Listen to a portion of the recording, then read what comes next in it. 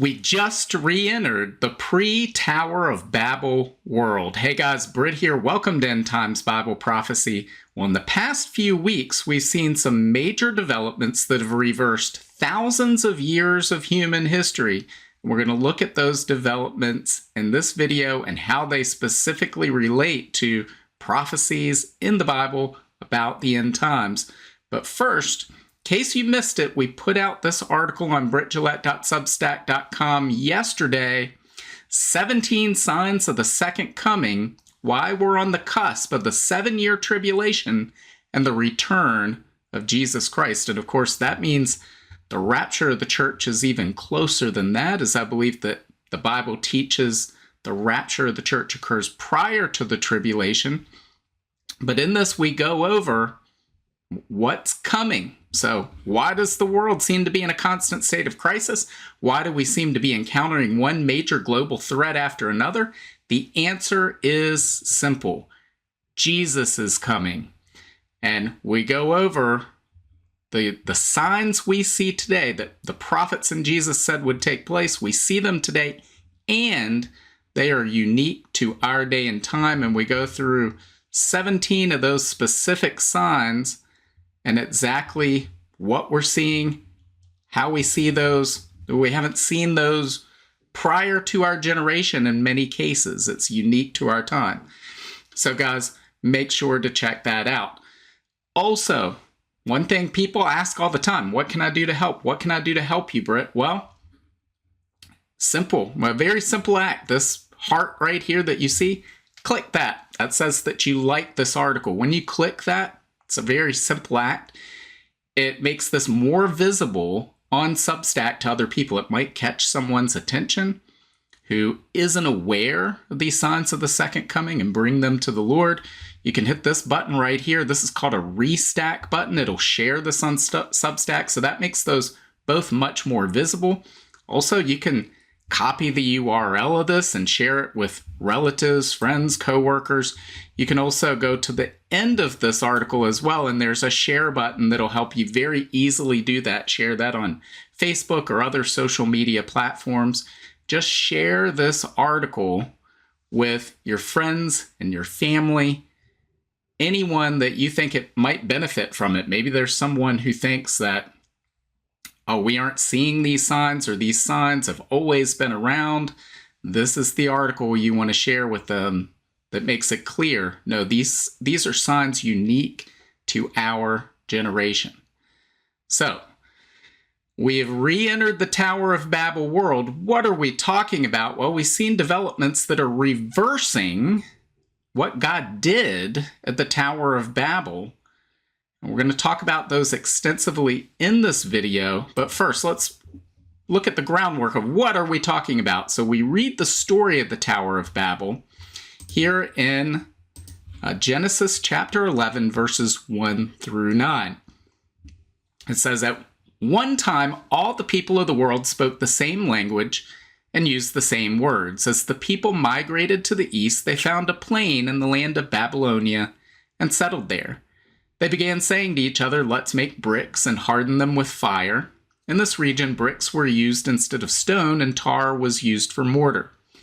Then they said, come, let's build a great city for ourselves with a tower that reaches into the sky. This will make us famous and keep us from being scattered all over the world. But the Lord came down to look at the city and the tower the people were building. Look, he said, the people are united, and they all speak the same language. After this, nothing they set out to do will be impossible for them. Come, let's go down and confuse the people with different languages. Then they won't be able to understand each other.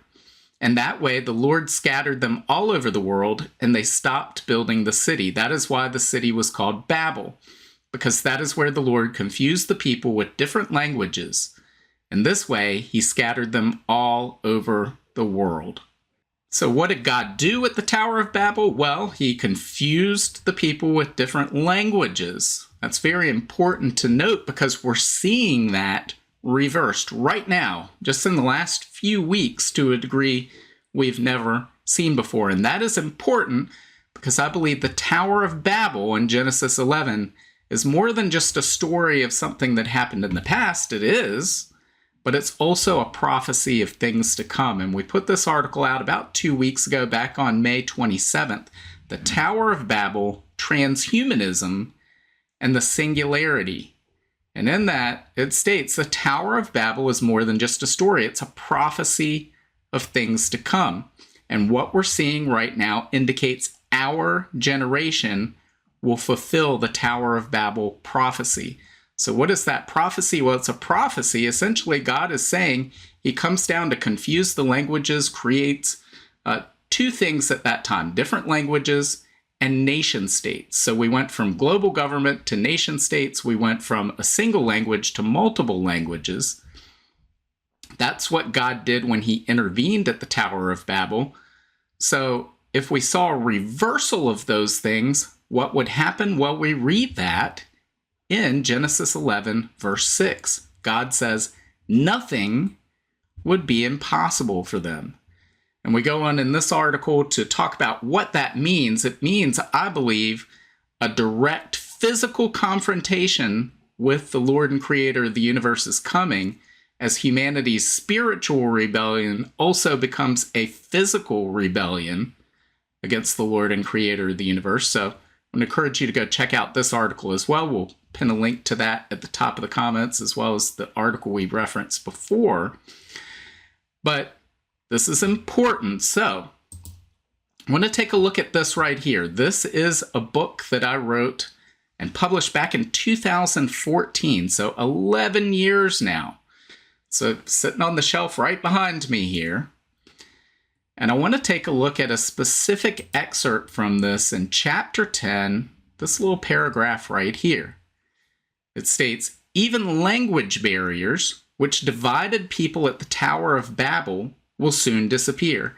Today, English is spoken in most countries, and international collaboration is common.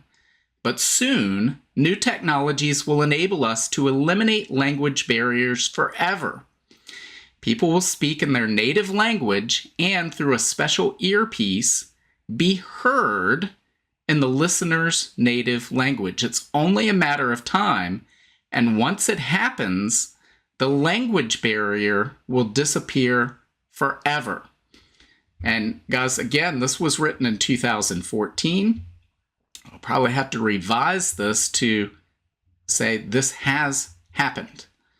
So let's take a look at this. If you read that article we put out 2 weeks ago, this was embedded in that. We've had new developments since then, we'll talk about in just a moment. But for those who haven't seen this, I'm going to play this piece. Again, I'll pin a link to this as well, so you can go watch this for yourself on YouTube. But this is a presentation that Google did of their Google Meet software, which is similar to Zoom or Microsoft Teams. And you can turn on an aspect to this that allows for real-time translation from one language to another, using the same syntax, the same nuances in your voice for the other person. So let's take a look at this and how this works. Let me mute my microphone and then I'll hit play.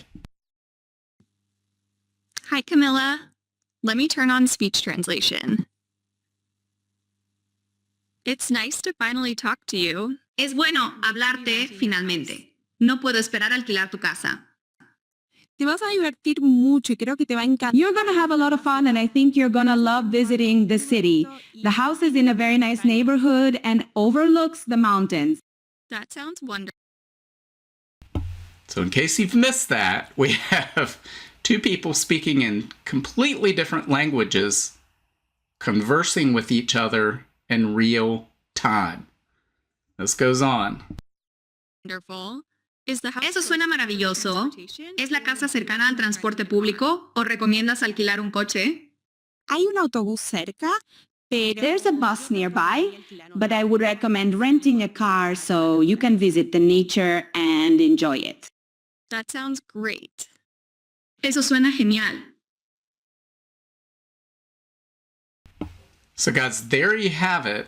We've reached the point where there is real-time, instantaneous translation from one language to another. It's only a matter of time before we have hearing aids, which many people know have gotten smaller and smaller, much more sophisticated. Everyone will put these wearable devices in their ears and be able to do this in the street in real time with strangers. But certainly you can talk to someone across the internet anywhere on the planet and converse with them now. And this goes on because we had this development as well. This is a story from ZDNet. It says your iPhone will translate calls and text in real time thanks to AI. Live translation runs entirely on the device and works in messages, phone calls, and even FaceTime calls. And this is from just yesterday. It says Apple just held its annual Worldwide Developers Conference, during which the company announced major updates to its operating systems across devices. During the conference keynote, Apple also revealed its expanding Apple Intelligence, the company's set of artificial intelligence features to include live translation for iPhone, iPad, and Mac, and in more languages than before. Apple showcased the new AI-powered live translation feature that can translate messages as they are typed, delivering them in the translated language. So guys, here we saw the video we just watched was a Google product. They demoed, I believe, 2 to 3 weeks ago, somewhere in that time frame. And then we just have Apple, a totally different company, introducing their technology that essentially will do much of the same thing. So this goes on. It says users can then receive automatically translated messages in return. So imagine texting someone who does not speak your language, does not read your language, and it just sends them that text in their language. If it's someone you've never met on the other side of the earth, they may not even realize you're not a native speaker of their language and vice versa. It says for phone calls, the translation is spoken aloud during the conversation. So what we just saw. During FaceTime calls, live translations lets users follow along with translated live captions. So I'm not sure why during phone calls they have the instantaneous real-time translation we just saw with Google Meet. But during FaceTime, which is essentially their equivalent of the Apple's equivalent of Google Meet, they're going to show it in live captions. But I would assume they're going to roll out the instant spoken translation very soon.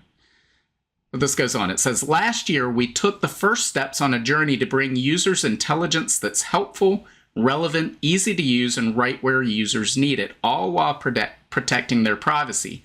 Now the models that power Apple Intelligence are becoming more capable and efficient, and we're integrating features in even more places across each of our operating systems, said Craig Federighi, Apple's Senior Vice President of Software Engineering. Live translation will be powered by Apple-built models that run entirely on the device without sending conversations to the cloud for processing. That means they can move much more quickly. And it also means that the power of this type of sophisticated software used to take entire data centers to run if they could even do it. Now it all fits on your device. Because live translation is part of Apple Intelligence, it'll only be available in supported iPhone, iPad, and Mac models. This includes basically the newer models you buy. Apple Intelligence was already available in English, French, German, Italian, Portuguese for Brazil, Spanish, Japanese, Korean, and Chinese, but now Apple plans to add 8 more languages by the end of the year. And guys, in due time, it'll be every language on the planet. At the speed AI is moving, at the speed that technological advancement is moving, we're going to see more and more of this roll out. It's going to become even more sophisticated than what we just saw demonstrated So we're living in a time where we have seen God's intervention at the Tower of Babel to confuse the languages of the people. Thousands of years of human history has been reversed. Those language barriers no longer exist.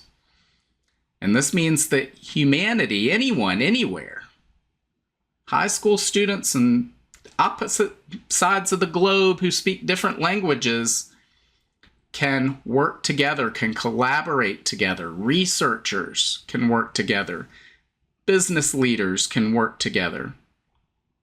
Anyone can collaborate with each other. And of course, AI, we've seen how AI has its own language and AI agents can collaborate together. This is leading to fulfillment of the Tower of Babel prophecy, where nothing will be impossible for them. Guys, it's telling us we're heading up the exponential curve. Jesus talked about this when he talked about the birth pains that would come just prior to his coming. What are birth pains like? Well, they increase in frequency and intensity as you get closer to the birth. So as we draw closer to the return of Christ at the end of the tribulation, and again, we talked about the rapture of the church is going to be before the tribulation. But as we approach the second coming of Jesus at the end of the tribulation, we would expect an increase in frequency and magnitude when it comes to these earth-shattering events. And I believe when it comes to the exponential curve of technology, because that's what an exponential curve is. When you plot those things on a graph, you get an exponential curve. That's where we're heading. It's going to go vertical in the expected lifetimes of most of the people watching this video.